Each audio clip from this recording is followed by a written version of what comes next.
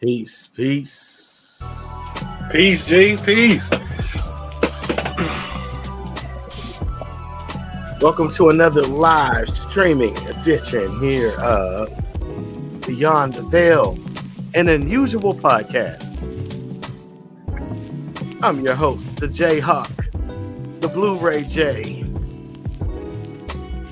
Your co-host, the Black Sun Shaman, the Poetic Prophet, and the Beyonder of the Realms.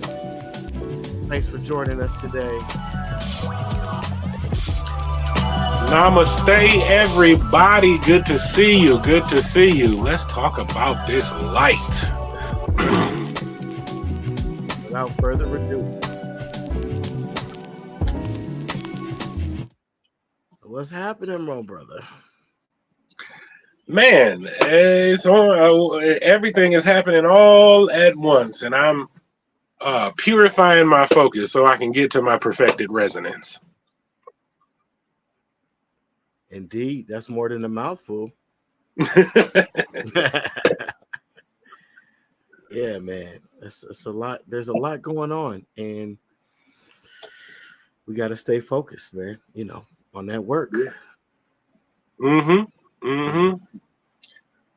Because we ain't the only ones focusing out here. It's a couple of other organizations out here that have discovered the power and focus and utilize it in every way they can. All the time. Around the clock. Around the clock. You better believe it, man.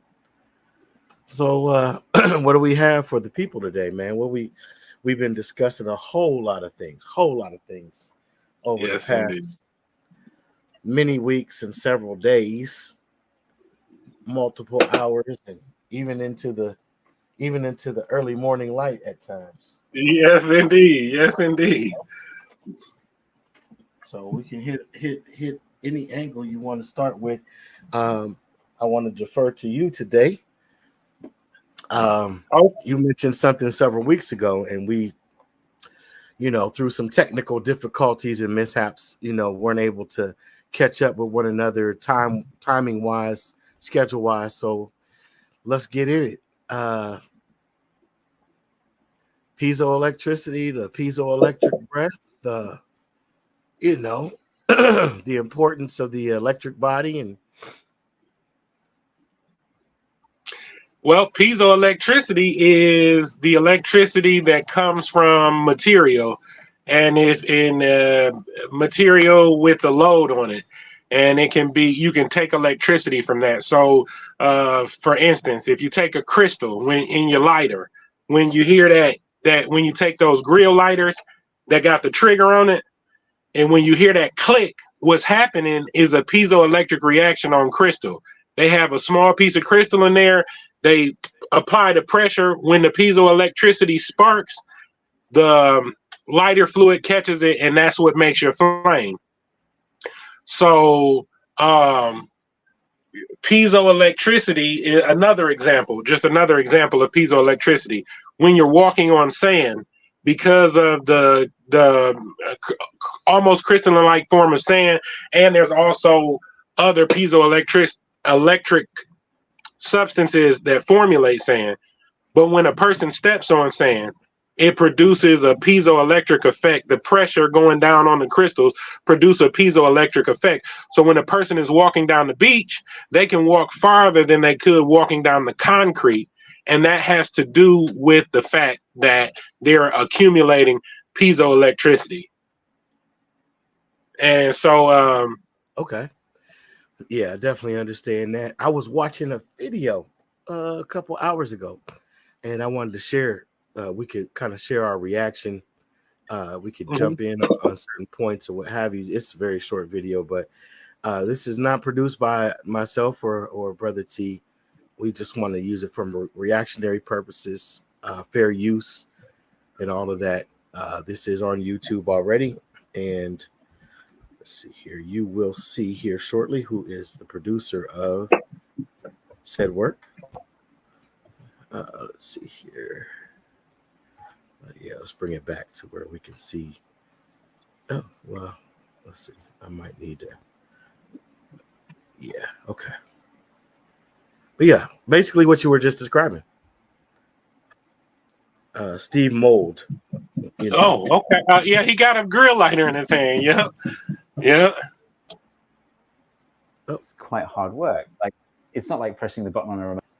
When you press down on the trigger of a barbecue lighter, you'll notice it's quite hard work. Like, it's not like pressing the button on a remote control. You actually have to put some effort into it.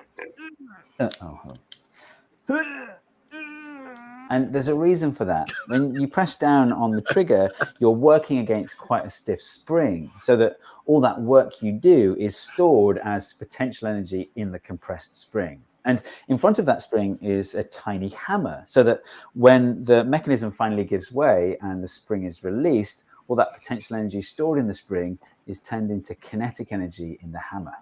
The hammer then strikes a special kind of crystal called a piezoelectric crystal. And when you hit one of these, it generates a voltage across the crystal. This is the inside of a barbecue lighter. This is the mechanism that houses the spring and the hammer and the crystal. Did you want to expound on that? You sound like you were about to say chime Oh no. Oh. No, I was just going to point out that your spine has different spine compression. You know what I mean? Your spine has different vertebrae, and those vertebrae have spaces in between them. And if you jump, then there is a piezoelectric effect in the bones. Piezoelectric bones are piezoelectric in their nature as well, due to the way that I think it's the way that the collagen and the muscle fibers meet. When there's a load placed on your bones, it also produces an electrical or a piezoelectrical effect, the same way that this grill lighter does. And then I'll leave that there for now. But yeah, that was all I wanted to add on. Nice. Okay. Yeah, absolutely. I could see how that would have a similar effect, a similar dynamic in place. These two wires are coming off the crystal and they're drawing that voltage up to the top of the lighter here. There's still a gap between the two wires at the top here, but the voltage that you produce when you press down on the piezoelectric crystal is so high that electricity can actually jump across that gap, producing a spark. If you send a flammable gas up to the top as well, then the spark will ignite the gas. For a while now, I've wanted to understand how the piezoelectric effect works on the molecular level, and I finally do. And I've also built something to make it easy for anyone to understand how it works. So that's what this video is about. There's a few different types of piezoelectric crystal that you can buy, but I'm going to look at quartz in particular, which is the first piezoelectric crystal to ever be discovered. This is what a giant quartz crystal looks like. If you were to take a slice of quartz away from this crystal and compress it, you'd be able to measure a voltage across the slice, but you'd have to slice it at just the right angle like this. I don't know if this is the right angle, but it'd be something like that, and it's got to be just right. And to see why you've got to get the angle just right, we need to look at the lattice structure of quartz. So quartz is made of silicon dioxide, so it's silicon and oxygen, and this is what it looks like.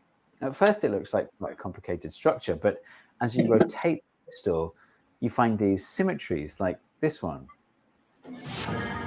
And we're back.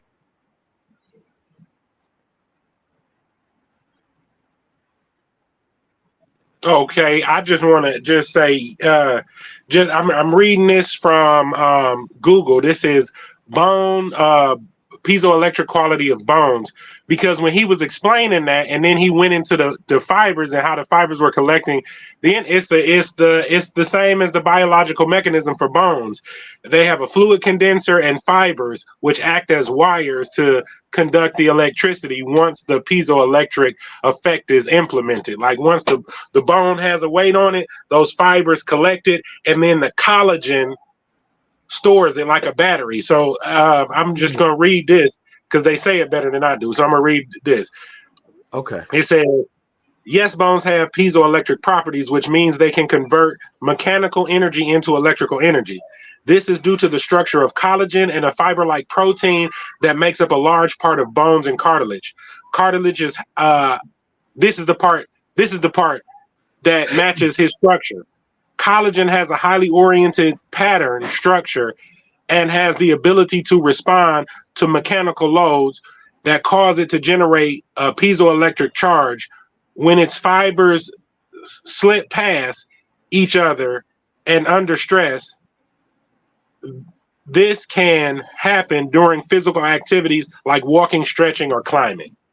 So if you notice, when you work out sometimes, afterwards, it ain't no sleep. You're wired afterwards. You would think that you were tired from exhausting yourself, but second wind is what they call it. That's what they say. They say you hit your second wind.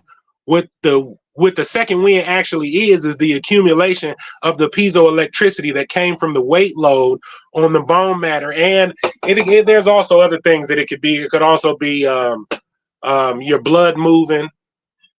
That has a piezoelectric quality because your blood is a crystalline form all itself. So when your blood is flowing and your blood is flowing fast, it also has a piezoelectric quality. So your blood going faster and working out, and that weight you put on your bones increases your energy instead of decreasing it. So you work out and then you're ready to go. Okay. Wow. Yeah. So now that makes sense, man. Wow. So what happens? I wonder. Years ago, I discovered a supplement that is now kind of catching on in popularity for another use of it that I had discovered just trying to figure my own body out, right? So dealing with things like high blood pressure.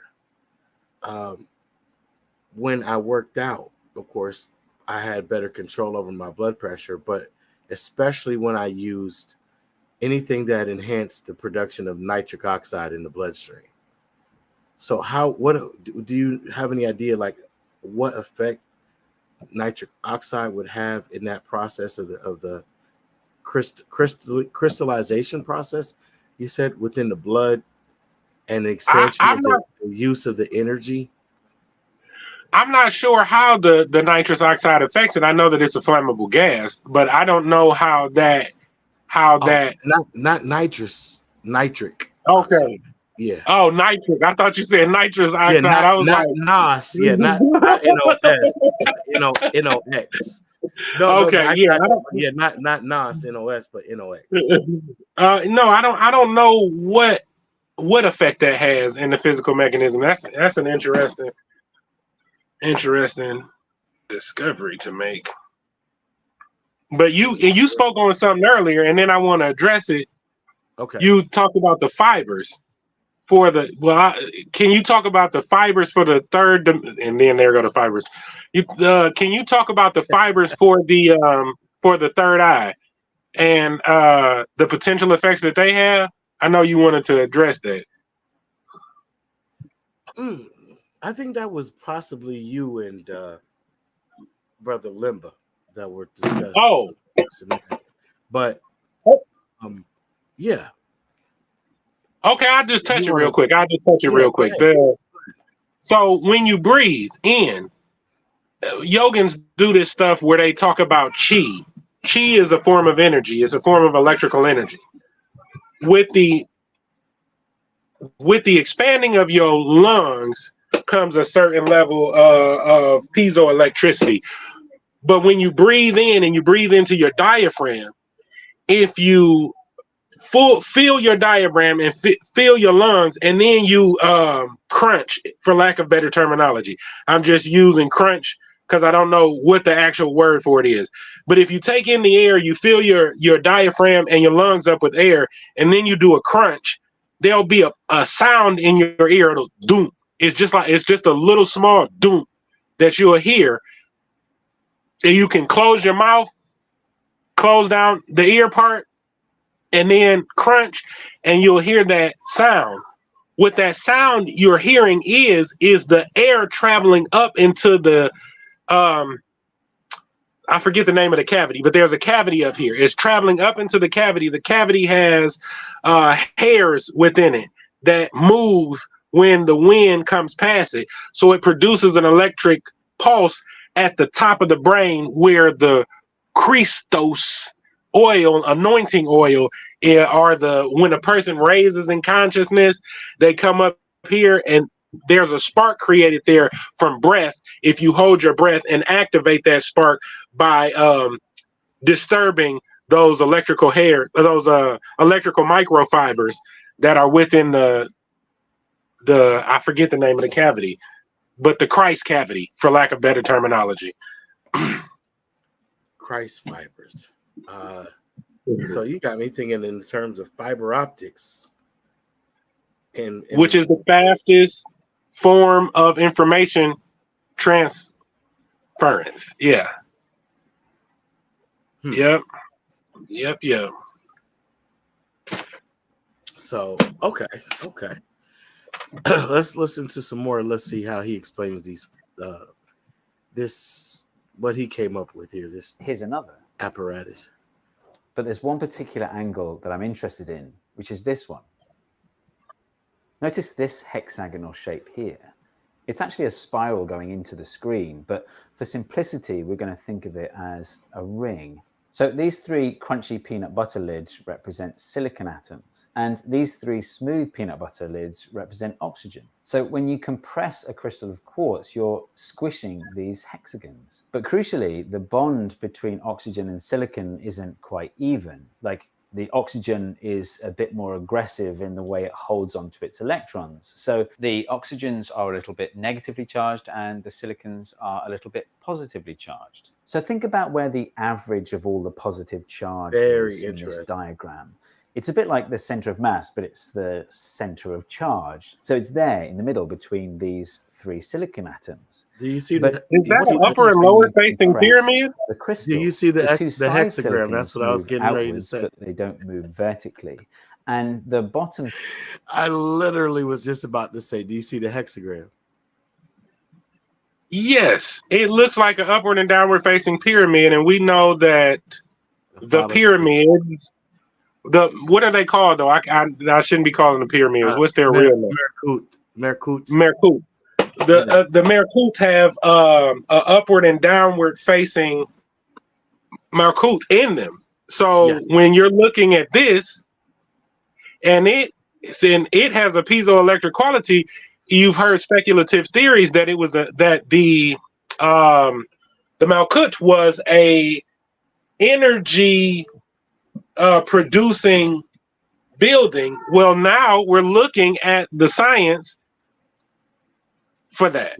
Just interestingly enough, they just gave it a Greek adaptation in translation. The pyramid, the fire at the median point, and the median point is created by the intersection between the upward facing Merkut and the downward facing Merkut. It's interesting, right? Yeah, for sure. Silicon moves upwards. So the average position of these three positive charges moves upwards slightly. And similarly, think about the average position of the three negative charges. Look, the two side negative charges move outwards, but that top negative charge moves downwards. So the average of the three negative charges moves downwards. So when you compress a crystal of quartz in this exact orientation, you're slightly shifting all the negative charges in one direction and all the positive charges in the other direction. Suppose you've got a square slice of quartz crystal. Let's represent all the positive charge as gold and all the negative charge as red. And in an uncompressed crystal, those negative charges and positive charges overlap exactly. And so you've got this neutral greenish color. But when you compress the crystal, the negative charges shift in one direction and the positive charges shift in the other direction. In the bulk of the crystal, it's still neutral overall. But at the faces, you've got this buildup of positive and negative charge. If you then wire up the... Go ahead, my brother. Oh no, he's about to address it. When I was looking at this, I was reminded of Ptah's staff. And I was reminded of how the Ankh works. You know what I mean? So if I was looking at the the two arms that come out on the unk, Mhm. and then that arch up at the top.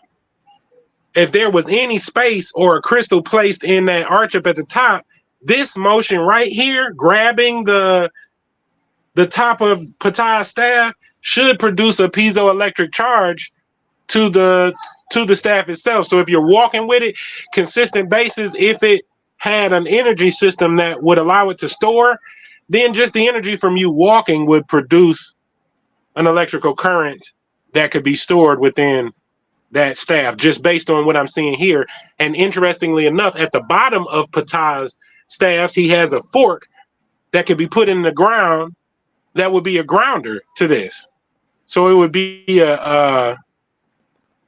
it could potentially build up your energy.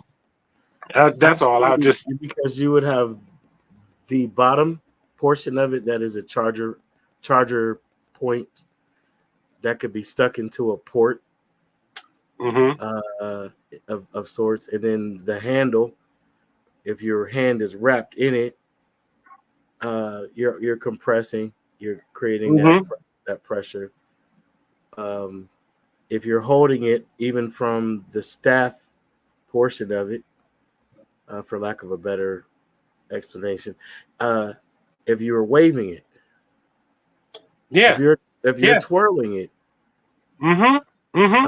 it would still be charging. But yeah, absolutely, I get where you're coming from with that. Wow, this is very, very interesting. Faces. Well, the positively charged face will be trying to pull electrons towards it from inside the wire, and the negatively charged face will be repelling electrons. And if you bring the ends of those wires close enough together, the electricity will be able to jump the gap, producing a spark. So that's how quartz is piezoelectric. Wow. But in general, any crystal can be piezoelectric so long as it fulfills a couple of criteria. The first one is that the lattice needs to contain some polar bonds. That just means that some of the atoms end up with a slight positive charge and some of the atoms end up with a slight negative charge, like silicon and oxygen in quartz. That's why diamond isn't piezoelectric. You can squeeze a diamond as much as you like, but all the carbon atoms inside are neutral, so there's no charge for you to move around. The second criteria is more subtle. It's to do with symmetry. The crystal needs to have a certain type of symmetry, or more accurately, a lack of a certain type of symmetry. Take a look again at this hexagonal arrangement of atoms from the quartz Now he crystal. says it's a hexagon. Look at this silicon atom, and then draw a line through the central point to the opposite side and see what's there. It's not another silicon atom, it's an oxygen atom. So there's something different on the opposite side when you go through the central point. That means it doesn't have point symmetry. To see why a lack of point symmetry is important, look at this arrangement of atoms that does have point symmetry. See how silicon atoms are opposite silicon atoms, oxygen atoms are opposite oxygen atoms. When you compress the crystal, you move the charges symmetrically, so the average position of those charges doesn't change. It stays in the middle. The piezoelectric effect has a lot of uses besides just a high voltage power source, like in a barbecue lighter. It can also be used as a sensor. This is a piezoelectric disc. It's probably not quartz. It'll be something else. And if I press down on the disc, I can get a bit of a voltage across it. It's sensitive enough to be used as a pickup for sound. So I can actually use it as a microphone. It's not a great microphone, but it is a microphone. No offense, but if you still think stocks, real estate, or crypto are the best passive income... Interesting. So if piezoelectricity is produced upon the pressure of a crystal in these two different, that same design he has. Yeah. If you put on a magnetic, what do you call that? A magnetic rotation. If you place magnets far enough from each other to create a pull and you started a spin, then if I'm not mistaken, I'm going to have to look into this further. This is a speculative theory. That should be infinite energy production. I mean, very simple. I was pretty much there. I mean, a simple version of free electric. It wouldn't even. It's not even. Yeah. I feel like Kevin Hart on that one video with Oh, but yeah. I know what but what she said? She said, "Has anybody ever offered you money to do something and then you didn't want?" She said, "Oh, they're here. They're in the room." He's like, "Right. Like, I like you. Don't do this. Don't do this." I'm sorry. A little funny moment. Yeah, but yeah, yep. Essentially, you could see the principle of being put into action on that front. Now wait. They do have an explanation of what do they call that? They call the prehistorical or the pre-technological advanced society. Where they had the buildings that had the electric tops, and they did the World Fair and all of that. Oh, the Tartaria, right? The Tartarian. Yeah. Tartaria. The buildings were supposed to have these electrical currents that they were utilizing as well. Now, we talked earlier when we were speaking privately of Mercury. You know what I mean? And Mercury's movement capability.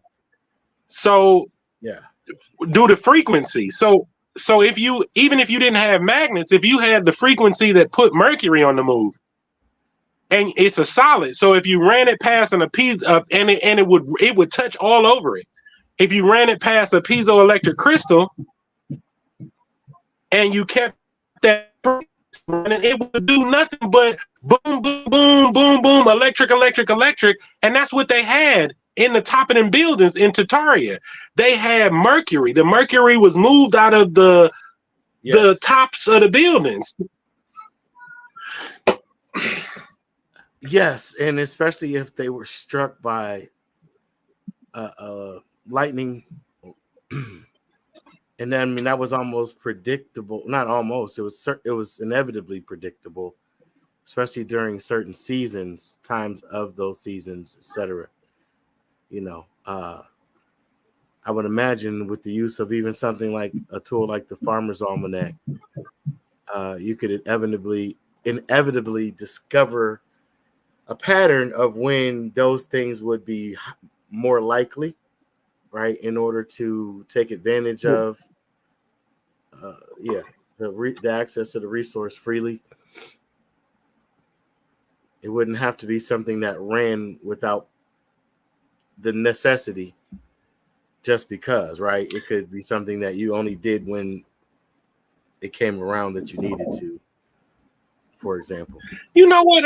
And thinking about this from a God perspective, if God is energy, if God is energy, okay, then you know how when we exert excessive amount of energies, we find ourselves in better health, we find ourselves in better energetic vibrations, we find our bone structure better, we find our ligament structure better, depending on the consistency of creating this piezoelectric experience. Well, could that be because we're getting closer to God? Could be. And so we're coming into a more perfected state of existence as we increase the energy.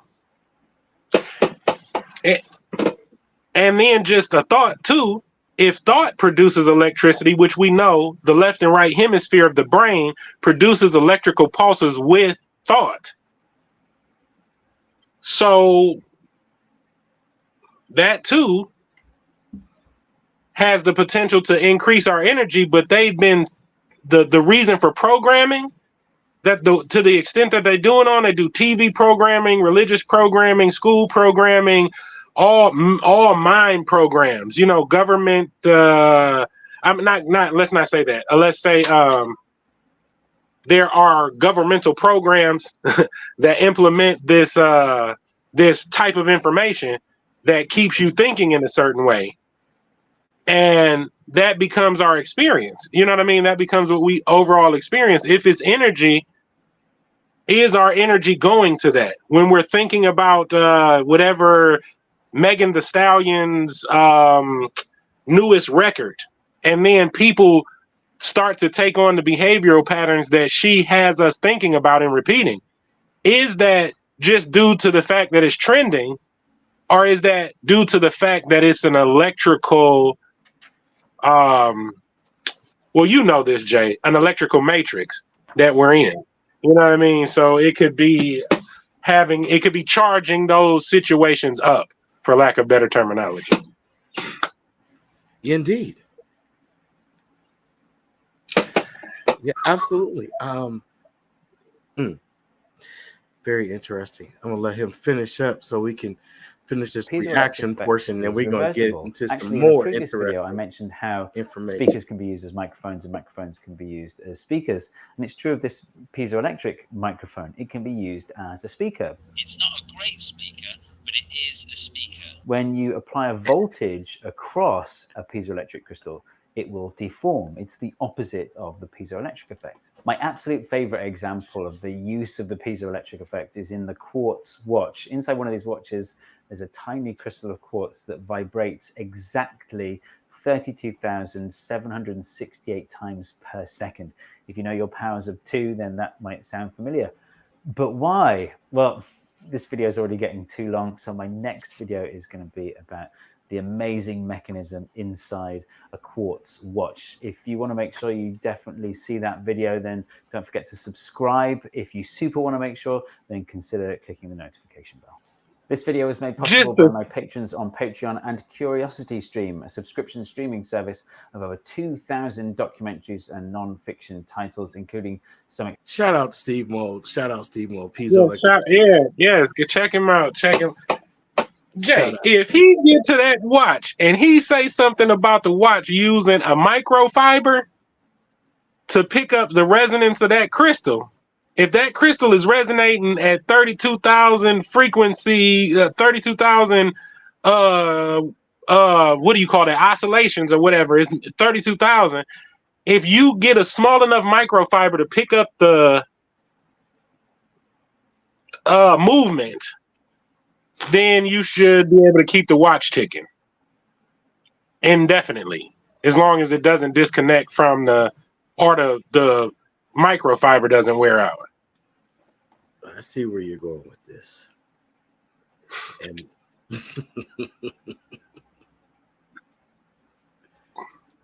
so we could be looking at devices of great importance that have the simplicity of production of a toy. Big facts. Big facts. Get unlimited access to all of that for as little as $2.99 a month. And for you fine people, a 30-day free trial if you go to curiositystream.com. Great collection. Like if you want to learn about, recommend those when you first sign up for your 30-day free you trial. You gotta check. No, I don't think. Yeah, he's gonna go into that on his own, y'all. But yo, dope information. Very interesting, universal applications across the board for those of you who are imaginative, creative folks. Play with it, man. Play with it. I encourage that. I endorse the playing with that science. Your eye boogers are crystals. Hilarious, but absolutely factual. Your blood and the minerals within your body have piezoelectric qualities. Indeed, they do. So, indeed, they do. Credo Matois, Jay, Credo Matois said in his initiation process, one of the initiators who was leading him told him to jump up and down until he exhausted himself, and then when he exhausted himself, to keep on going and do not stop. Okay, so he did it. He exhausted himself. He pushed past his exhaustion. Then he said he had a break in consciousness that caused his consciousness to expand substantially and his level of awareness to be interconnected to the unified field as he continued. He didn't use those words, but that's what he explained occurring. if just in light of our current discovery of piezoelectricity with the bones, jumping up and down is going to produce piezoelectricity. You consistently keep on piezoelectrically pushing yourself, then just like a light bulb that increases visibility with more energy,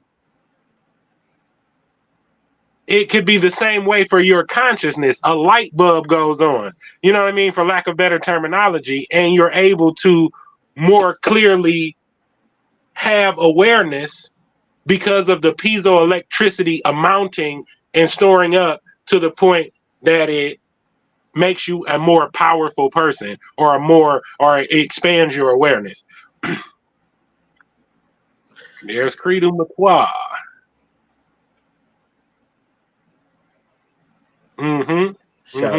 Shout out, rest in peace, rest in power. Rest in power. Rise in power. Yeah. Yes, so now he was a griot, which is, for those of you who are unaware, an oral historian, a tribal historian.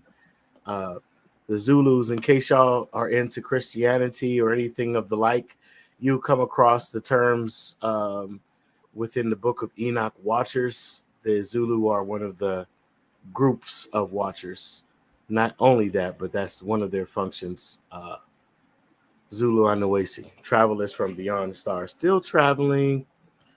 Yes, you see his Masonic necklace. If you didn't, go look it up. I'm not going to play with certain images right now. This is high season for some things happening. So, but yeah, rest and rise in power to Credo Mutwa.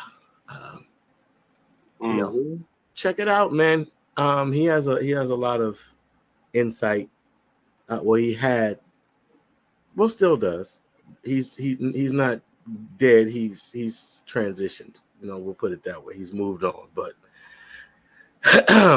he comes from a long line of carriers of that information and those light codes. Oh, and then just interestingly enough, you said he didn't pass, he transitioned. Check out the weight that leaves the body at death. That's something interesting to look up when you get a chance. Yeah, that's something interesting to look up, y'all. Check out the weight that leaves the body at death. Absolutely. So, you want to transition into thought forms? Yeah, that's a good singular focused thought and the manifestation of thoughts into a physical material reality. Yeah, we can. Yeah, let's do that. Let's do that. Okay. All right. So there is a connection with all of this, y'all. I mean, you can dig into it further on your own time, of course, in your own way, absolutely as well. But so thought forms. I'm gonna let you go into a little bit of your explanation for thought forms, form energy. Okay. They're one and the same. I'll give you two examples, cultural examples. They have tubals in Indian culture, dot in the forehead Indian.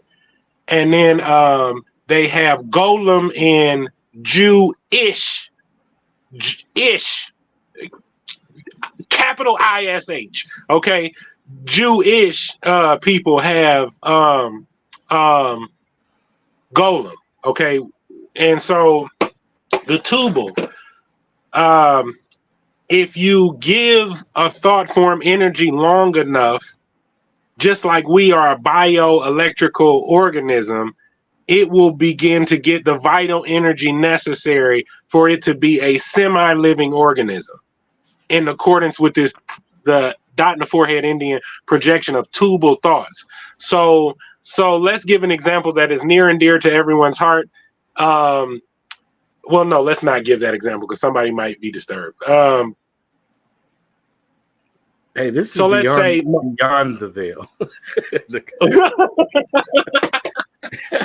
well, let's just say it like this. Any religion can give their thought energy to something long enough for it to exist.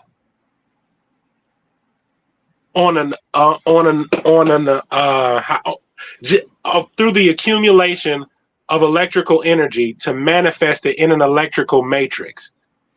Now, so that would mean that Right. if a group of people believed in Boobala, you know what I'm saying, and they kept on talking about Boobala, saying what Boobala did, you know what I mean, and telling what powers Boobala has, and when Boobala healed this person and that person, and so forth and so on. If they keep building the thought patterns of that, then that being will exist. They did some experiment. Jay, will you touch on the experimentation done to bring beings that weren't here through that what is that program they did? Project Montauk. Yep. Project Montauk is one of them. I want to say the Manhattan Project, but they were dealing with discoveries and machines that were invented by Nikola Tesla, and one was designed as a chair, and the concept that I came across was that this chair would stimulate through an electric spark an electric frequency change or that adaptation to activate latent abilities within the mind that were linked to what they call psychic transmission. So the subject or the controller, depending on how you look at it, while sitting in this particular apparatus would be able to, by receiving this electric charge, would be able to bring into the material realm whatever it was they had imagined in their thoughts. So, for example, Loch Ness Monster. Another example, Yeti, or the abominable snowman of Asia. Another, Sasquatch, the northwestern territory of the United States. So they would imagine this thing, and then they would imagine a place where there were no people usually around, so that they could release that particular idea, golem, egregore, however you view it, thought being, into the realm of material and plane of material existence. So people haven't had these encounters, and of course that's why some people, you could say, possibly can't see them or will never interact with them, no matter how many times they enter those territories in those specific places. Maybe there is a link between the electromagnetic frequency of that person's thoughts or certain people's thoughts and those beings. And maybe they only exist within the framework of the thought process or thought ability of those beings. There's so many ways to, somebody's going to be watching. They're going to be like, oh, that's just speculation. You know what I mean? Here, I want you to go look something up. You know what I mean?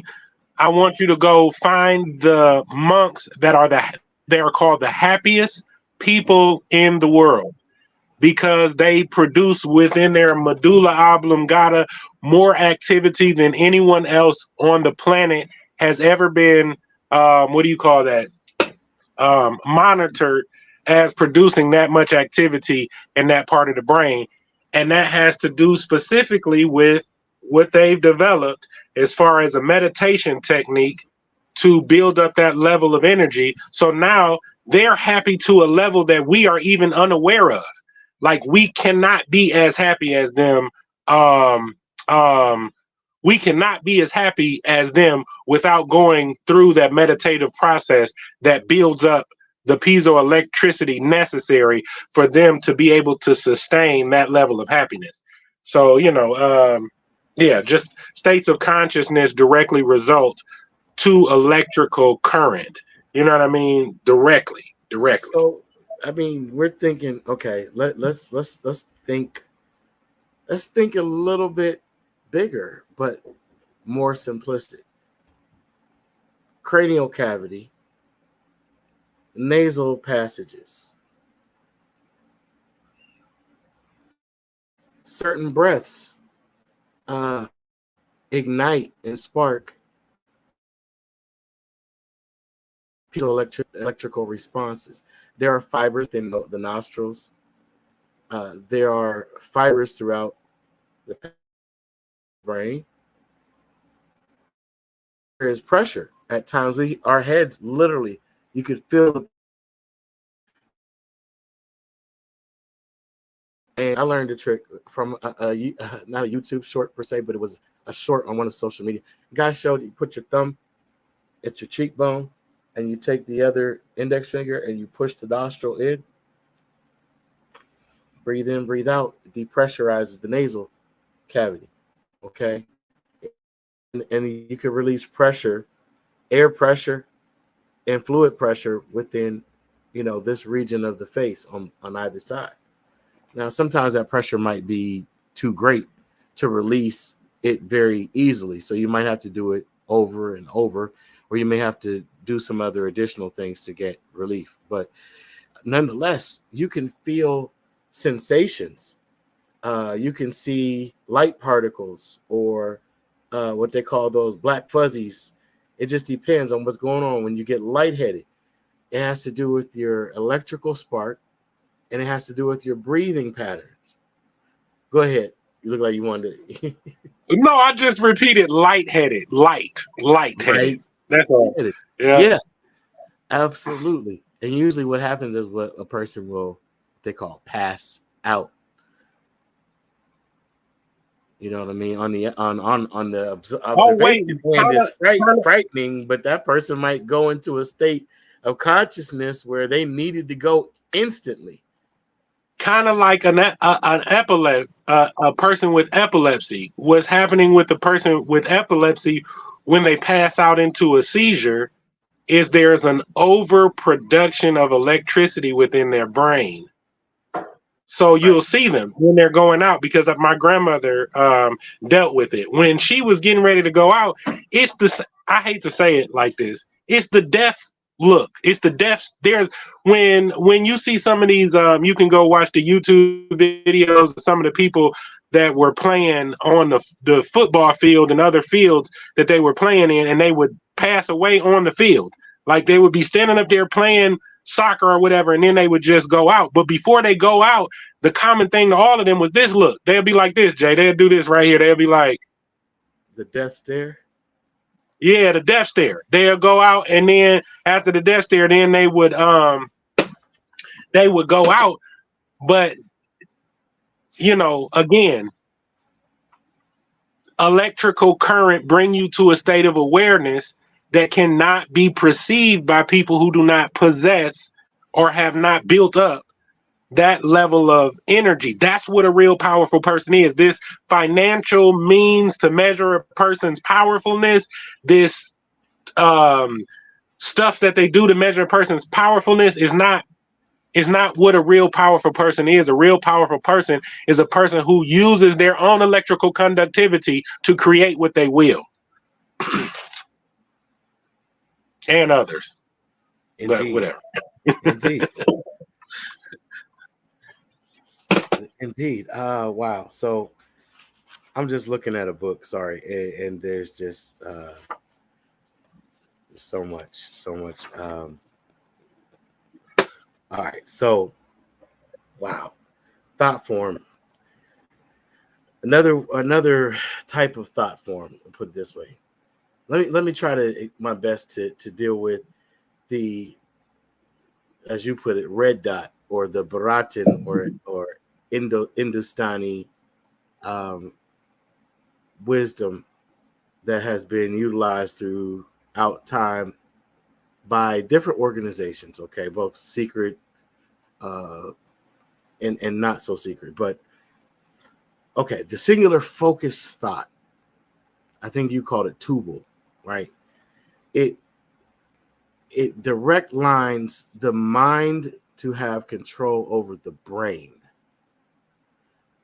Therefore, thoughts don't cease to occur in random order, but the mind is now in charge, commanding the brain to focus one thought at a time and put those thoughts in not a random order, but now in a logical successive order, in order to pull the thought of desire, or that will, the focused will of the individual, to bring that thought into form.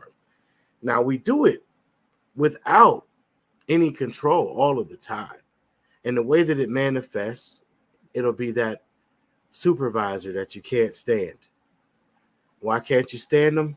If you really start to look within, you'll find that there's a part of you that you're suppressing, that you don't like, and that other people don't like when you have to manifest it. But that person is that thing all of the time when it comes to you. So they're directly linked to that lower vibrational thought energy that you have not faced within yourself and completely overcome. And so right at the moment where things will be blissful for you, that person will always, without fail, come to challenge you at your point of bliss. Another way it shows is the person that will represent another aspect of you that always has what you need. Man, I just thought about you, and you're calling me right now. Hey, man, listen, I didn't want to bother you because I don't want to call only when I need or want something, but I know that you have resources, and I just wonder, if you'd be able to help me out with something. And that person's like, sure, whatever it is, let me know how I can support you. It can be so many things. I'm just using those two extreme examples, but all of them come from the well within. All of them come from the well within. It's about you discovering more about yourself to find when those things typically, or those people that represent those, I don't want to say things, but those energies show up without fail. And then how? I would like. Go ahead. I would like to add on here just that. No, go ahead. Finish, and then I add. Well, I mean, I pretty much stated it. It's just you can use so many examples, and every person has their own unique perception, right, of what things are. So you could, as an observer, if that person hasn't stepped into the observer stage of their own self-awareness, and you could say, oh, this is what that is. Big shout out to Papa Muji as far as self-awareness. Big shout out to Papa Muji. You could say to that person, yeah, no, that person's this to you. And they could say, no, I don't see it that way. Or no, it isn't. How you going to tell me? They can go to that far extreme. And all you can do is this motion right here. Because you're turned over to your own will. Okay. Every person's responsible for their own will. I can't put my will and impose my will upon you. I can suggest, I could even manipulate if you allow it, and it could be all in a good way. That's what hypnosis, suggestive, what is it called? Suggestive reasoning, or suggestive programming.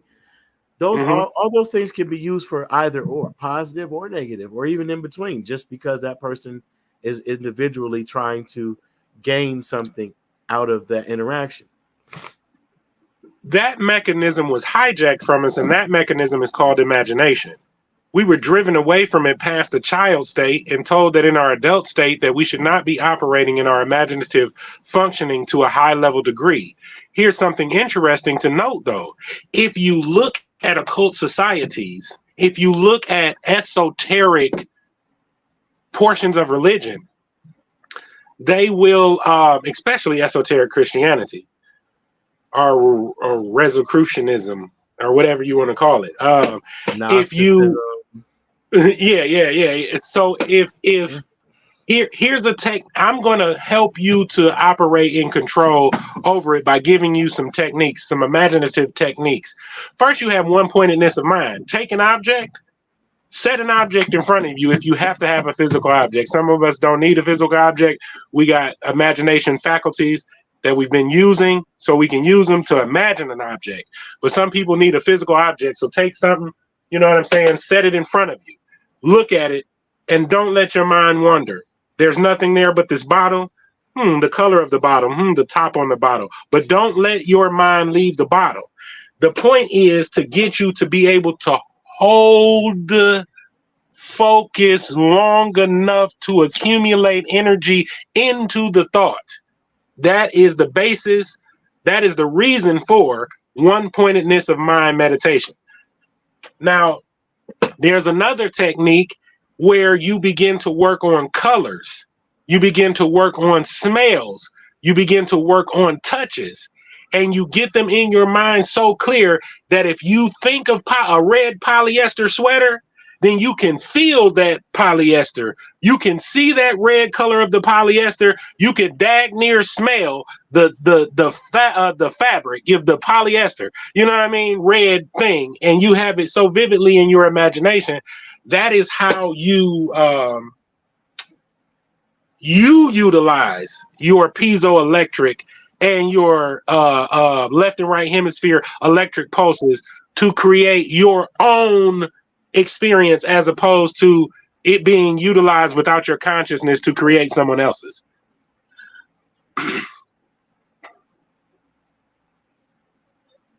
Interesting.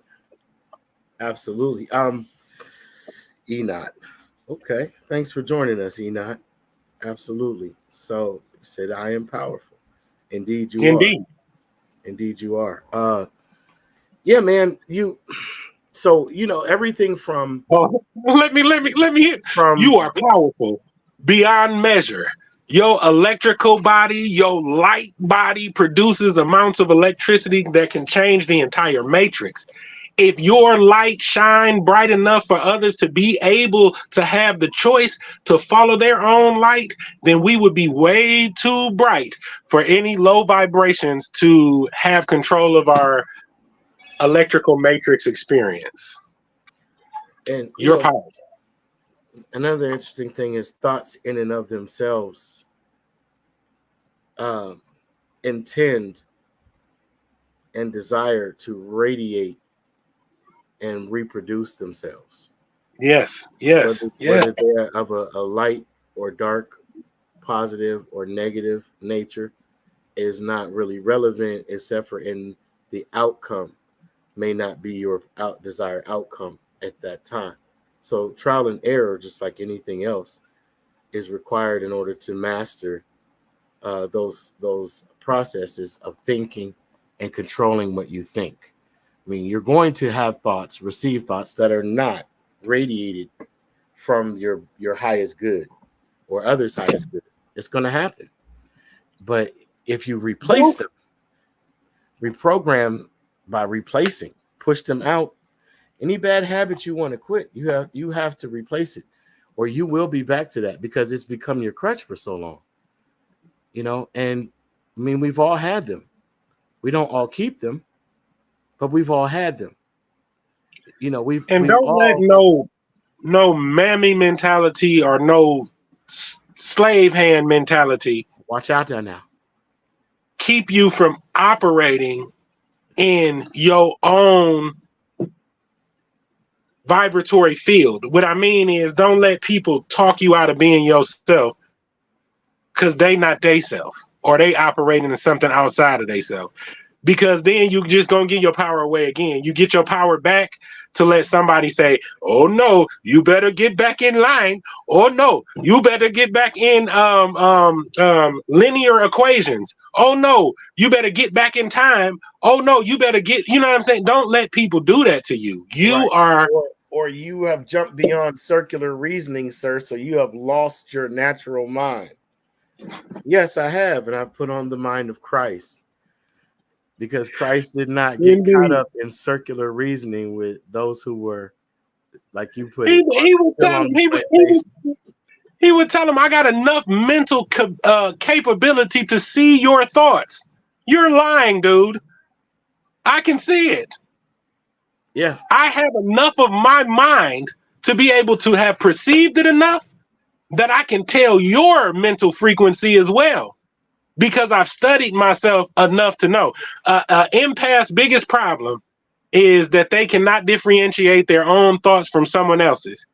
It's not until you have enough time with yourself that you can discover your own inner voice and differentiate it from others' inner voices. And when you do that, you're going to create some. You're not going to just be like, what do they call them? A yes. You're not going to be a yes man or a yes woman so easily. Absolutely. Absolutely. So, you know, every thought that we have, man, it seeks to reproduce itself. I just want y'all to focus on that understanding, just that aspect of the understanding. And then then you can move into the mental exercises of your own design that will best bring out your control over your thoughts. Because you have to really understand the mind is supposed to be the master of the brain. The brain is the master of the body. That's the hierarchy within self. If the brain supersedes the mind, the body is going to be out of alignment, because the brain is going to always choose the harder workload. The mind says, how can we circumvent that? How can we move around? Is there a way to avoid that? No, there isn't. We got to go through that. All right, cool. So let me condition myself to go through this. All right, brain, you're going to go on autopilot, because if you don't, you're going to fucking shut down. Body, just do what you think the brain would tell you to do, or what it told you last. Go through these motions. Get through it. Get stronger. Build the muscles up. Go ahead and use it for your benefit. Eat as best you can. Store it up, and then I'll tell you when to shut down. I'll tell you when to go to sleep. Okay? And we're going to sleep a lot during this season. That's what the mind will do. The brain will be like, I can't go to sleep because I got to figure out this problem. And if I go to sleep right now, somebody else is awake, and they're, you know, I can't be like, you know, I can't just desert my responsibilities and obligations. I have to do this and I got to do that. But man, that's not really fully physically possible. Your subconscious mind, just to enlighten you, unless you, if in the case that you did not know, you may say something and have an understanding that your brain cannot wrap itself around because it doesn't have the capacity. It just needs to do. You understand what I'm your genetic information is so extensive that your brain does not have the capacity to hold it. Absolutely. The brain is shedding cells like other parts of the body, externally and internally. It's building cells, it's shedding cells. And so at some point in time, you'll have more brain capacity than others, right? But the mind remains etherically the same. It's untouchable. It's untouchable. So when people say you lost your mind, no, they mean the connectivity between the brain and mind function has somehow been either temporarily or permanently detached or dissolved. And that's still a choice even in of itself. And it's really the brain usually trying to protect itself from what the mind is receiving. And what's the word? Edgar Casey is a prime example of that. Yeah, the sleeping prophet. He's a prime example of that, because you know people be like, "Oh, these guys are talking crazy," but Edgar Casey is the predominant amount of healing medicines and surgical procedures that we still operate on today came from a dude who was sleep in a chair, mumbling. Or so they say. Or so they say. Or he was tapping in and then using his expressive methods to not go by what the brain was formulating, but in a state where he was able to bypass the block, or bypass the lens that keeps the subconscious from being able to express itself completely on a consistent basis, because the mind always tries to interpret it. If the brain always tries to interpret it, if the mind says go over there and jump, it may know that it's piezoelectric sand over there. You know what I mean? That is gonna, but your brain is like, go over there and jump. Those people are gonna look at you funny when you go over there and jump. What are you jumping for? You know what I mean? Like yeah, you know, so, and Edgar Casey is a fascinating case. But this is not to take away from Edgar Casey either. You think about it. This is during the same time period of Eliphas, not Eliphas, excuse me. Let me pull that back. Levi H. Dowling, The Aquarian Gospel of Jesus the Christ, Science of the Devil, Madam Helena P. Blavatsky. You had a lot of esotericists that were not afraid to speak their piece. And even though they didn't try to shake up the foundation within what we would call the status quo or orthodoxy, they coexisted at a time where movements were being raised up that were clearly controlled movements, right? Where entire populations within communities, especially those of color or of indigenous stock, were being brought into fringe doctrine religions. These people remain true in their esoteric value. Not saying that everyone should have been involved with what they were doing. I'm simply saying, wouldn't you find it interesting if it had been presented to you, not you, because I know you know, but to others, that at the same time that Sweet Daddy Grace, Father Divine, Robert Elijah Poole,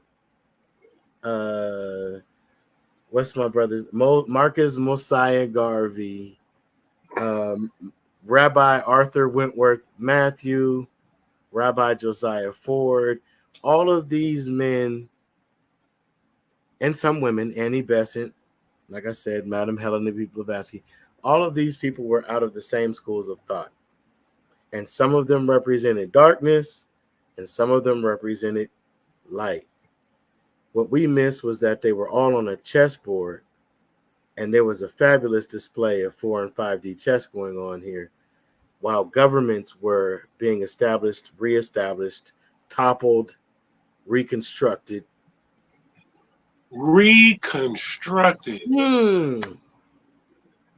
Transferred, transported, reset. Yeah, they did use that. They said when people come to a level of consciousness for the reset, the explanation for these resets that we've experienced over time is when people came to the level of consciousness that they were using their own mind without the restrictive limitations to their divinity. They found themselves, in the midst of a reset.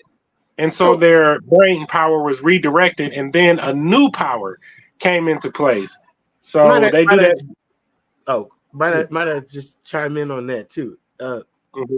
This same time period, you had conflicts and wars that were not so well publicized, that were going on as and prior to major world wars, as they were calling them, were being staged. And by staged, I mean being established, set up, agreed upon, the terms being set in order, and the actions being set into motion. They're telling each other, and they're telling each other their plans. Like, we're going to move our ships out into this sea. And they're like, well, we're going to meet you there. And they're like, well, then we're going to also send some people on foot. They're going to come up through this mountain region. And they're like, no problem. We'll have people on horses and tanks. And they're like, oh, well, you're going to use tanks? Well, we have these ground missiles then. We have these little artillery shells that we're going to set off. And they're like, well, we're going to come with this battalion. And so it's all this happening while this person is saying, don't you know that you are God? And don't you know that you're God's chosen people? And this person's like, you should be reading the Quran. You should be understanding that there's no light except for this. And then there's this person saying, if you just tap into your inner belief with the power of the understanding of the name Jesus, all this is happening at the same time. Now look at where we are now. In a world created by the suggestive programming. So no wonder it repeats, because there's no new thoughts under the sun. Wait, you mean that's why they keep playing that slavery stuff to us? Because they want us to use our mental power and our emotional power to create some slavery. Wait, modern day slavery still exists, doesn't it? And don't they want us to re-enter into it on such a more heinous level that they're introducing a new population into this corporate environment, so that we either accept being don't say that. Okay. Accept being cut out of the picture or take part. So wait a minute. Wait. So while we're entering the information age and everybody's sharing all of this information and we're coming into the utilization of our own electromechanisms, our tools, our creative tools, you mean to tell me that somebody is bringing people over here to set us an example of how to be a good slave and go to work every day so that we don't operate in it? Is that what you're saying? Or are they saying shit or get off the pot?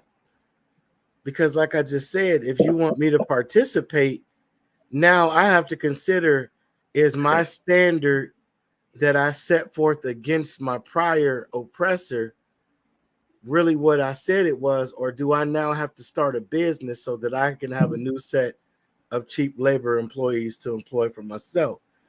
Well, I realized what the American dream really is, or will I continue to complain while I am erased by the new populace that is replacing the prior, like you said, population of citizens?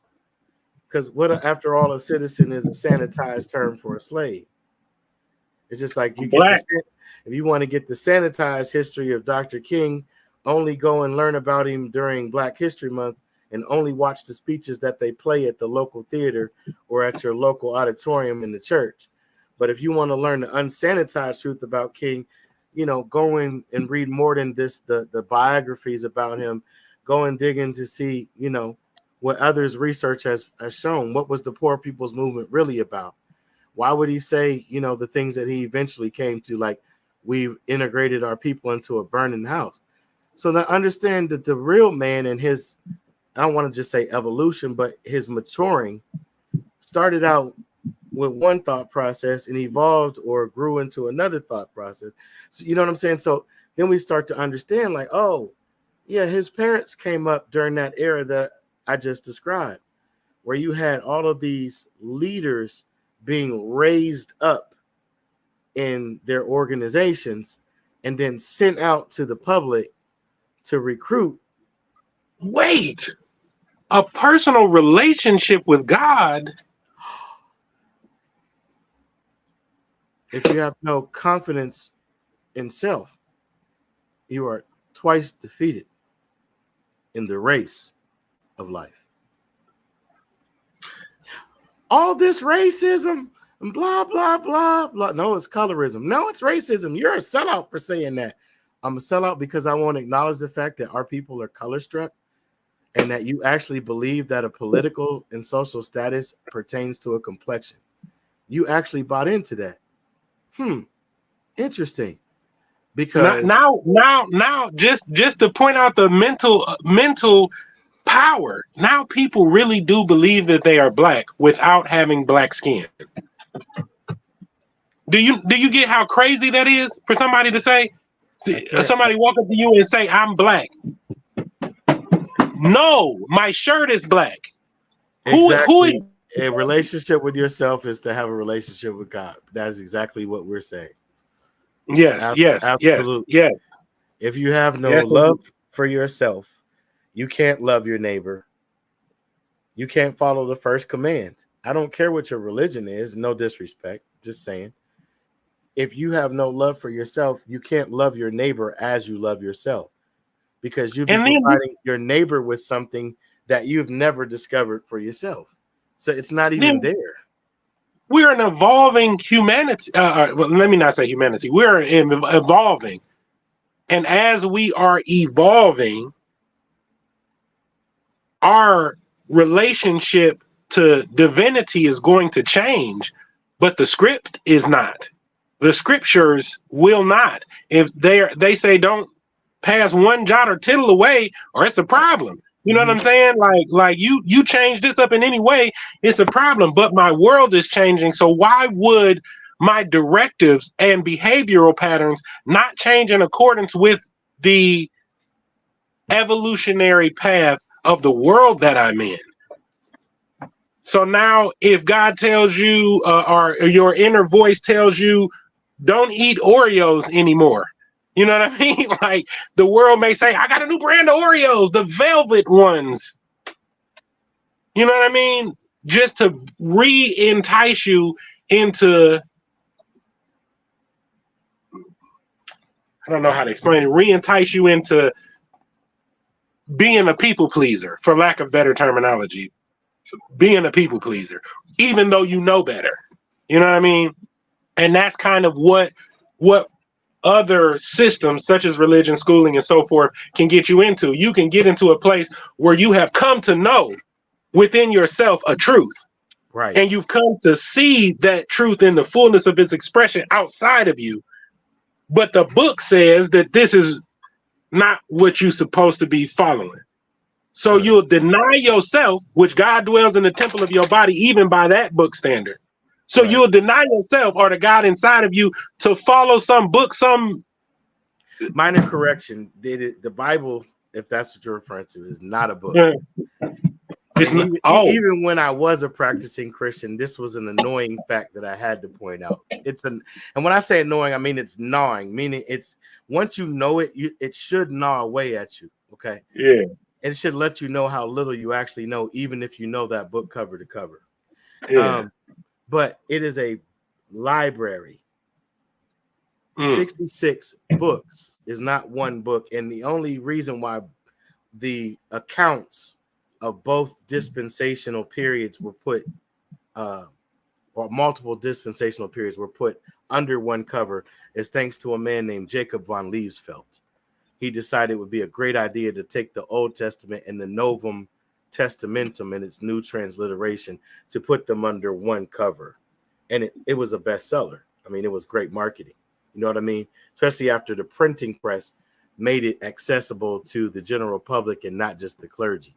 You know, but and then I mean, interestingly enough, isn't the publishing company Zondervan? Yeah, Zondervan. Those they that were with Outland, but gave a book or a collection of books in exchange for vital resources and a place to exist. Yeah, absolutely. Certainly. They literally gave us those books, and then we had the books and some whiskey, and they had the land and the guns. Yeah. That's literally what that means. But they told you in their name. I mean, you couldn't speak, I guess, what is it, Germanic? So didn't know Zondervan. And then our concept of God and their concept of God is a completely different thing. All you have to do is read their manifesto on, what do they call it? Divine Providence. When you read the three groups that set up what they call the founding fathers. Okay. Theists, deists, and atheists. I'm going to say it again. Theists, deists, and atheists. So when people say this is a Christian nation, where are you getting that from? Our Republican rally?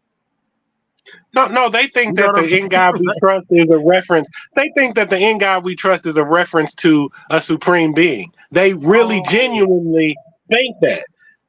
Is genuine in their mind. They're like, oh my God, see my government trust in God. And they hold up, they got the dollar and that's where they get their confidence from in that. Absolutely. So interestingly enough, there was an article some years ago back by the Huffington Post that I recommend people go back and read. And it was about John Quincy Adams, because John Quincy Adams was the first president to bring the reminder that this was not a Judeo-Christian a creation, a government created to exemplify or enforce Abrahamic traditions, any of that. Okay. When you deal with theists, you have those who believe there is a God, and that God is in control of everything, and including the right to rule being a divine right that's handed down by God. When you deal with a deist is dealing with a person that believes that there's a supreme creator, but after that creator made everything, it left it up to us to seek out divine providence through our own individual will. And so I'm a deist. Power is not a gift. It is something that one must take if they seek to have it. Okay. Now, an atheist, by the religious definition, is a person that does not believe in the existence of a supreme creator or a divine being, right? However, when you look at the simple English, a being a prefix, theist dealing with the first definition that I just gave, you would basically be dealing with a person that believes that they are their creator, that they are that supreme being in some form, not saying that they believe that they are in that absolute form, of course, in flesh and blood, et cetera, but that they could be, if they so chose and became aware of how to maintain that state of being, right? Or if they reach that level of power. That's essentially right. That's what I'm saying. That Energy. level of power or gnosis of how to use the energy, essentially, that would be a possibility as opposed to an impossibility. But yeah, so you had these three groups of people, and they were the ones who compiled together. We hold these truths to be self-evident, that all men are created equal and endued by their creator with such certain unalienable rights. Yes, I said unalienable. Look into it. They didn't say unalienable. That's not a word. It's unalienable. Wait. Is the God that they're talking about the God in the sky, or the one that's on the dollar?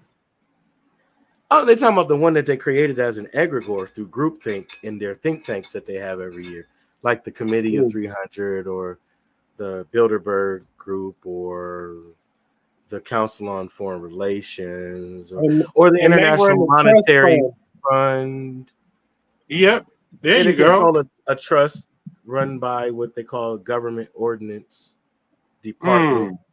Shout out Government for bringing that back to the forefront. Wait.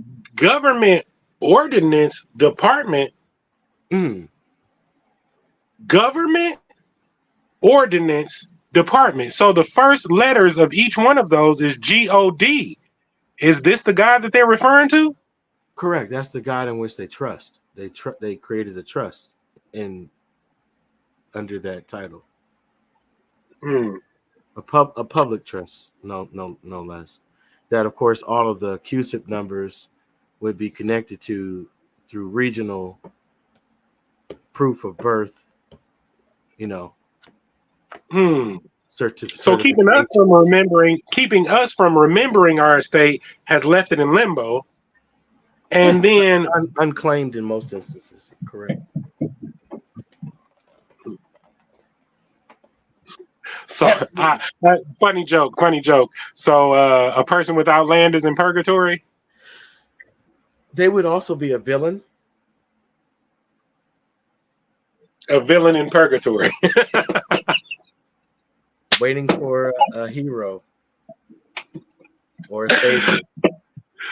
And again, the master teacher of his day said that salvation is of the Jews. It's of the Jews. Salvation also is tied to a word that is utilized a lot in the Old Testament, redemption. And to redeem is to salvage, and to salvage would deal with a ship that's lost at sea and probably sunken with its valuables still intact. So let the redeemed of the Lord say so. Oh, let the redeemed of the Lord say so. So wait a minute. vibratory frequency, inner energy Yeah, being expressed outwardly indeed. would be a process of redemption. Please read. So, It's Sunday. I had to go back to church. But yeah, absolutely. Absolutely. It's put there in black and red and white. wait. And then the redemption process, it could be done on paper, most definitely. It has its uses being done on paper, most definitely. But if this is an energetic system that we're operating in, and we're dealing with levels of energy that bring about levels of awareness, then for a person to be aware of what was taken from them, aware of what went on, would cause a change that didn't need them to speak directly or have physical contact with the enemy that caused them to believe otherwise. No, absolutely, because everything is set up along the lines of a church. They would do it administerially. Some people use the word administrative, but that would just be like to demonstrate administerial authority. That's what administrative essentially means in so many words. So there's an administrative process or ministerial, because you're basically dealing with the same church that conquered the entire known world under the banner of being the universal church. So there really is no religion that is outside of their influence and or direct control. Oh yeah, you can't be one of them and speak. You can't be a R. I'll just put it like you can't be an R. Darn near be anything if you're not recognized by them. Even if you're an enemy, them acknowledging that you exist actually makes your existence relevant to them. Is the Catholic Church the contractors? That's a question for y'all to discover on your own time. But maybe. Yeah, is the sole contractors? How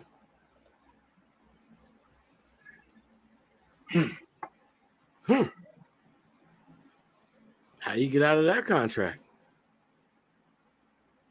By using your imagination and will to formulate something outside of it, because you never agreed to it in the first place. So wasn't it the principality of light that was utilized in the role of the Stramenius homo? And this is not a derogatory cut towards anyone in the LGBTQ.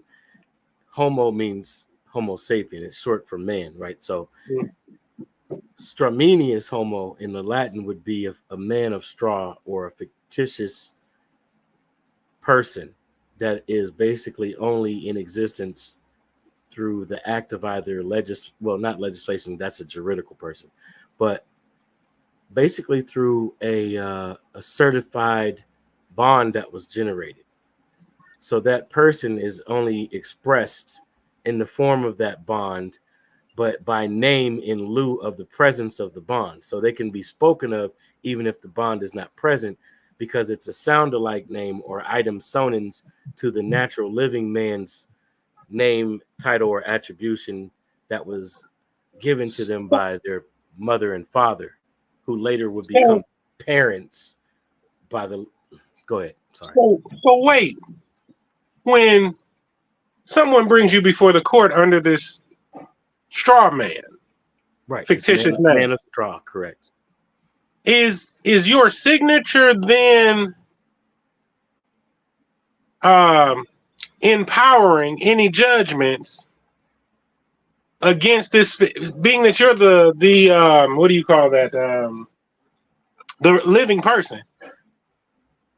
When you sign these contractual court agreements, are you then empowering them?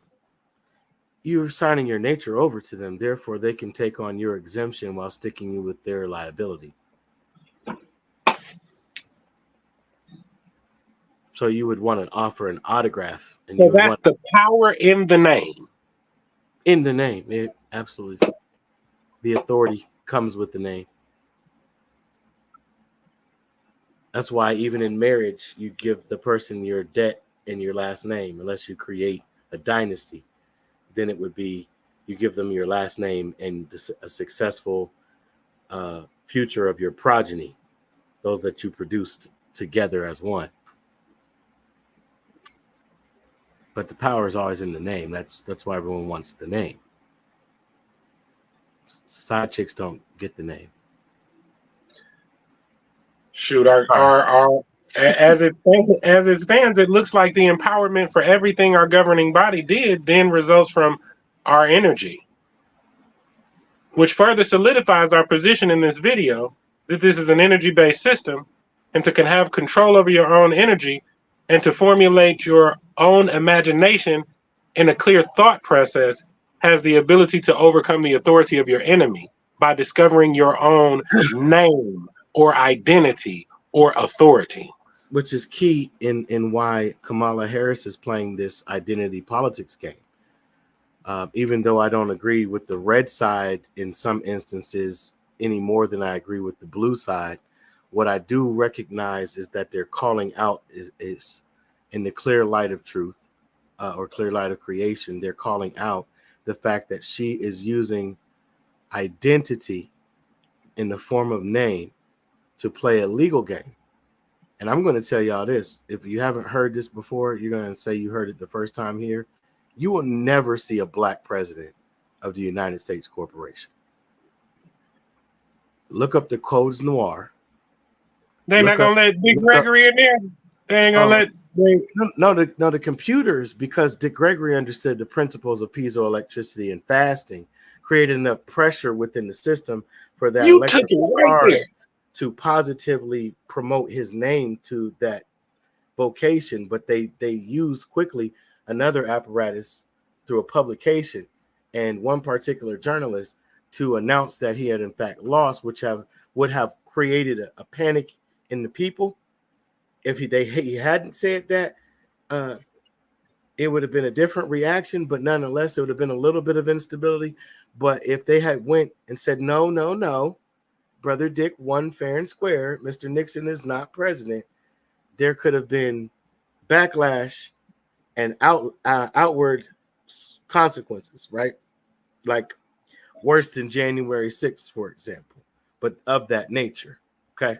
So what they did was they went with the narrative line using their other branch of government that they call the media, that has very little limitation because they've been given the right to what? Freedom of speech, freedom of the press, right? And then there's very little regulation as it pertains to that. So if I was a private business owner or a corporate businessman and I wanted to promote my real opinions and I wanted to even prejudice aspects of society, and as long as I didn't go against some other rule that the government had and the government also was in agreement with that agenda, we would simply team up and there'd be no checks and balances for that. But I digress. I'll go back to identity politics, using a name. First, she's the first Asian, right? Senator, California, first Asian vice president, Southeast Asian. And I have nothing against Southeast Asians. I just want to say that for the record, or Asian people as a whole. But the term Asiatic in historical scientific books, lost your T. Okay. Oh boy. Well, hopefully, he can pop back on before too long. But looks here. Yeah, but absolutely. Identity politics. And you're dealing with a title and a name that is pejorative in nature. We've come to accept it because of a lack of understanding. But when you deal with the codes noir and titles like black or white, these are statuses. They have nothing to do with your complexion either. So people who are so attached to loving the skin that they're in, but think that anyone who speaks against the nomenclature of blackness or whiteness has a problem with self-hate, I think they need to do some real self-assessing of their intelligence. Man, how can you ever do evolution of thought? Because you cannot tell me what I hate when you don't even know who the hell you are. You think that you're a crayon. You think that your ancestors would be honored by being called the inclusion of all color by definition, and also being called other than a shade, right? Because black, white, and gray are shades. So you done forgot your primary color lessons from when you were in preschool and kindergarten. And it's just insane to me to hear the rhetoric and the back and forth. But I just had to say that Kamala Harris is not black. Barack Obama identified with the black culture of United States, as he stated. But we're dealing with people who are clearly have a nationality and are playing identity politics with real Americans and immigrants who are trying to make a better America. So I'm not, trying to side with anybody against anybody, but I want to point out the objective reality that's being skimmed over in the process of this political theater also that we're experiencing. And project your own reality. It's your birthright. That's the summation of it. You can never go by somebody else's description of yourself, even if it's in a place that you may find appealing, like your house, your church, your school, your TV. You know what I mean? You still have more genetic information within you than will ever be available through any of these mediums. So make sure you use your imagination to create a world that you will to experience in. Indeed. The power of thought, power of positive thinking, power of manifestation. It all begins with a thought, and the thought's desire in and of itself, in allowing you to be the one to bring it forth or come into being within your mind, the framework of your mind, it seeks to replicate itself. So when you start thinking good things, positive things, allow it to draw more of the same and stay in that. And don't let anybody pull you out of that. Because it has to build in your battery, your bio battery. It has to build just like the other crap built. So give it some time. Absolutely. Give it the space between cause and effect. Give it the space between cause and effect, not time. Absolutely. Don't be fooled by two wings of the same bird, y'all. I just want to let you know political theater is political theater, no matter what side or spectrum you have more agreements towards or with. Officials are chosen and not elected. There's no way around that at this time. They're chosen and not elected. Well, they're selected through the electoral college and process, which deals with that piezo-electricity that he and I shared with you. Get that understanding, get that wisdom, and know that your energy is what they need at the polls, right? At the polls. So, do what you want. Not here to influence you towards one place or side of the argument or the other. But just understand that your electromagnetic energy is being drawn to one or the other pole. Polarity. So that you create their world and order and not your own. And I just want to say this also. Remember that there's no legitimacy without your endorsement, whether it's your signature on a document or whether it's your opinion or ballot being cast. That's what they know. That Dick Gregory said it like this. I'm gonna just stick with facts. Dick Gregory said, when Roland Martin on Unfiltered asked him, what would you tell the black youth about this next election? He said, you're witnessing the last real election. The last legitimate president of the United States. Now, this was Dick Gregory. Last legitimate president. He said he's going to ride through on his big white horse like John Wayne. And he's going to parade through with pride. And he said, after that, you're not going to see no more real elections. So what did he know that we didn't when we were listening to the argument of saying, well, will he accept if he loses the next one, like you said, they're selected, right, T? So you don't think that the person that's going to be selected isn't told ahead of time? So did we cross memos? Because both sides are saying the other side cheated and somebody wasn't supposed to be and someone is now, and oh well, it's too late. But one definitely passed the office to another one without another person being deceased. Dick Gregory moved while trying to take another one out right in front of us. I mean, Dick Gregory is the Arius of Libya of our day, in my opinion. I mean, something you can look up later on. But Dick Gregory's life is just gives me Arius of Libya very strongly. You know what I mean? On a lesser scale, you know what I'm saying? Less combative, more comedic genius. You know what I mean? But sure. Same working principle. But you get what I'm saying, though, right? If he said, and then he passed, 3 years later or 2 years later? He chuckled at the host of Unfiltered. What would I tell him? It's over with.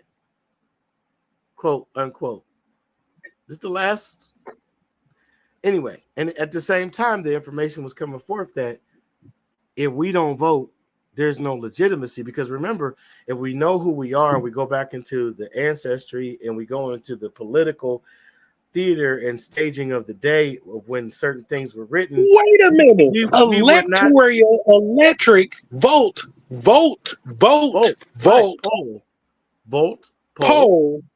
Yeah. Man, we weren't supposed to participate. That was for those who wanted to form a more perfect union. We had our confederacies, plural, and had our own methodologies of getting along and not getting along and getting it out and fighting it out and working it out. And then you had outsiders that came in and said, well, this is what we want to do. You say, okay, well, you can do what you want to do on what you're leasing from us. But then they started setting up land banks and taking what was I don't know what happened with the communication there. Okay. All right. Well, thank you so much for showing up. I hate to end it abruptly. Apparently, my co-host has to get going. I believe that he has other financial obligations. So, and I'm getting ready to tend to my family, and I appreciate you all for showing up. Enoch, thank you so much. Hopefully you'll subscribe. Oh, here he is. He's back. We're going to go ahead and wrap it up for you guys, though. We both got to run, but we enjoy it every week. We're going to try to be more and more consistent, bringing you more live episodes. Thank you for joining us. Be yourself. Express your inner wealth. Don't move in stealth. Be your source vibronic self so we can have some other options in this reality for our betterment. Resonate at your highest good in your right now moments. Peace, y'all.